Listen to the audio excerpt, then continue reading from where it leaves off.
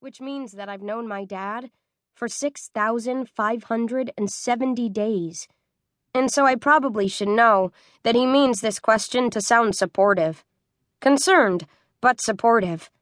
But my heart races, and all I can hear is, "I told you so." "I don't know yet," I reply, shoving the last chunk of burrito into my mouth.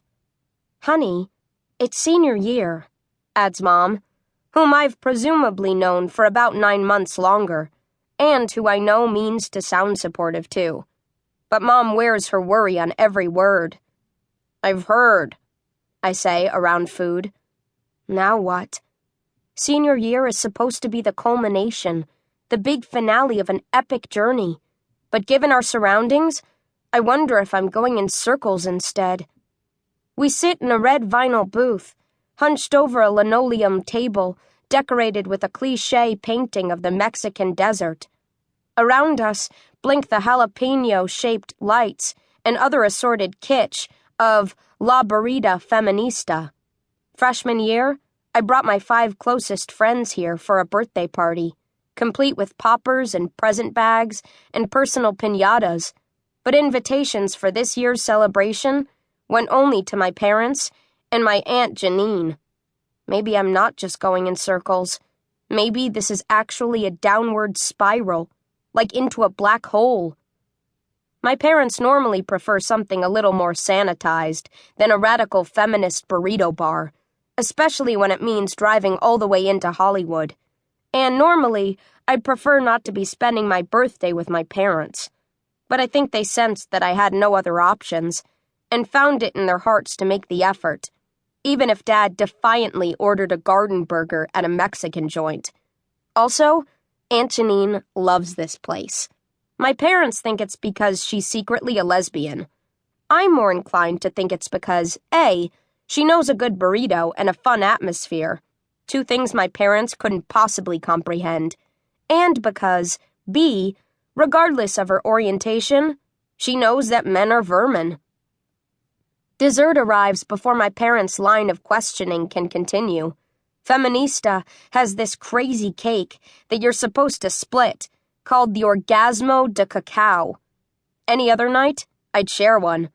But anticipation about tomorrow and a series of tweets I've been getting all evening have me wolfing down a whole one myself.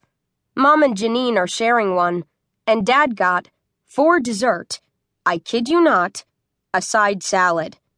As we dig in, I read tweets on my phone from all the people over at the Hatch, the best all-ages club in Silver Lake. They're seeing a band called Postcards from Ariel. Tonight's show is their North American tour kickoff. 30 dates, coast to coast, celebrating the release of their new album, Dispatch. Postcards is from my high school. They graduated last year. And they used to be mine. I was planning to spend tonight at that show, back when it was just the next show on the calendar, back before Postcards got signed by Candy Shell Records, who subsequently re-recorded the album we'd been working on all spring, booked them a nationwide tour, and, fired their former management company, Orchid Productions, a.k.a. me. One could argue, if one wasn't busy eating a 2-pound skillet of chocolate cake, that I was the reason Postcards got that record deal, the reason there was big interest in them even after only 1 EP last fall. Those awesome rocket ship mailbox t-shirts? Yours truly. One could also argue that their lead singer, Ethan Myers, and I had something special. Oh, 17-year-old summer, I tell myself yet again, over bite after bite of molten chocolate. You were a sucker. Which is maybe true, maybe not. True that I thought Ethan Myers was the real thing. I could have watched him strum that guitar and croon those sweet high melodies forever. It seemed so real. We met at the Spritz, a coffee shop back in Mount Hope, just after Postcards had played an acoustic set. I was a sophomore, and so into music. He was a junior with a cool new band. I couldn't believe he was actually into me.